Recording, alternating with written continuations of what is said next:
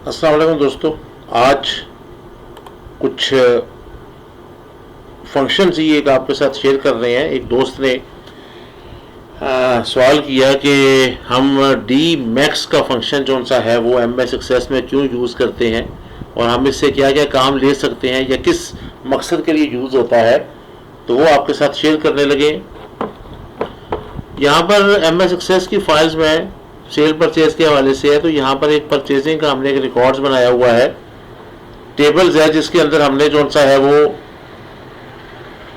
मुख्तलिफ चीज़ों को परचेज किया है, उनका रिकॉर्ड लिखा हुआ है।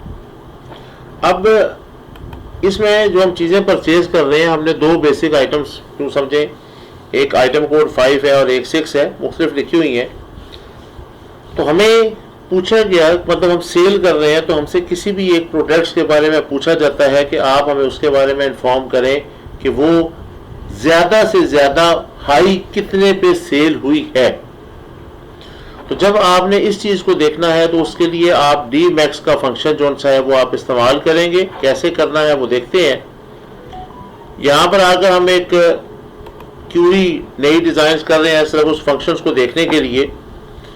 तो क्या है कि हम यहाँ पर आकर परचेजिंग डेट वगैरह वो तो ऐड किया है, लेकिन असल में डी मैक्स के फंक्शंस को हमने यूज़ कैसे करना है वो चीज़ हम जो सी है वो यहाँ पे देखते हैं।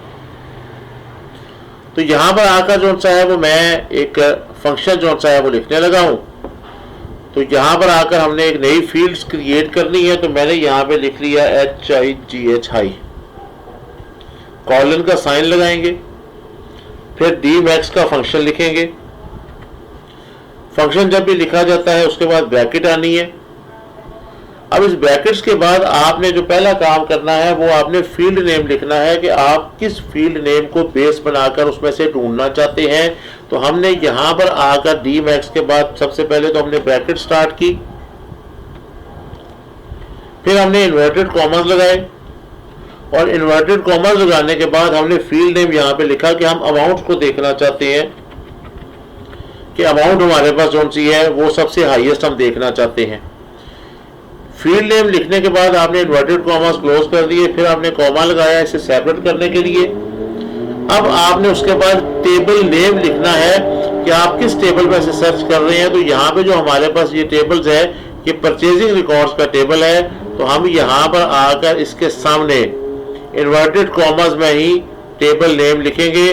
तो हमने यहाँ पर आकर इन्वर्टेड कॉमर्स में लिख दिया परचेजिंग रिकॉर्ड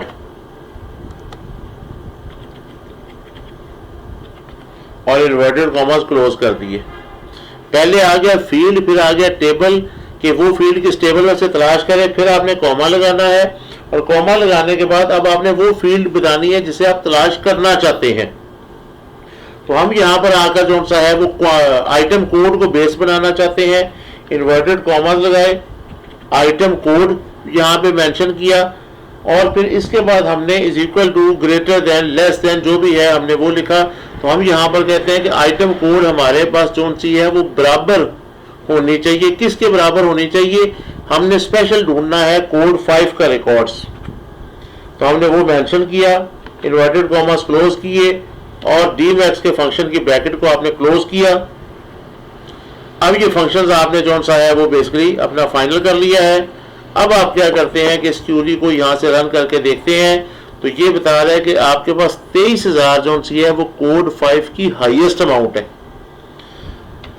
अब अगर हम यहाँ पर आकर इसे वेरीफाई कर लेते हैं ज़रा, तो ये देखते हैं जी ये हमारे पास जो कोड 5 चल रहा है इसमें एक वैल्यूज हमारे पास आ रही है, बल्कि हम यहीं से सॉर्ट कर लेते हैं और इसे 5 को ही हम देखते हैं। तो 5 में हमारे पास कौन सा है वो दो वैल्यूज आ रही हैं, एक आ रही है 22,500 की और दूसरी आ रही है 23,000। तो डी मैक्सिमम ने जो सा है वो बेसिकली किसी एक फील्ड पे डिपेंड करता है और वैसे हम मैक्सिमाइज में देखते हैं कि ओवरऑल उस कॉलम्स में जो सबसे बड़ी वैल्यूज है, लेकिन डी मैक्सिमाइज ने ये किया कि डिपेंड कर रहा है किसी कॉलम्स पे और उस फील्ड के हवाले से उसने बताया कि इसकी सबसे हाईएस्ट वैल्यू क्या है। डी मैक्स की मदद से हम उसे मालूम कर सकते हैं।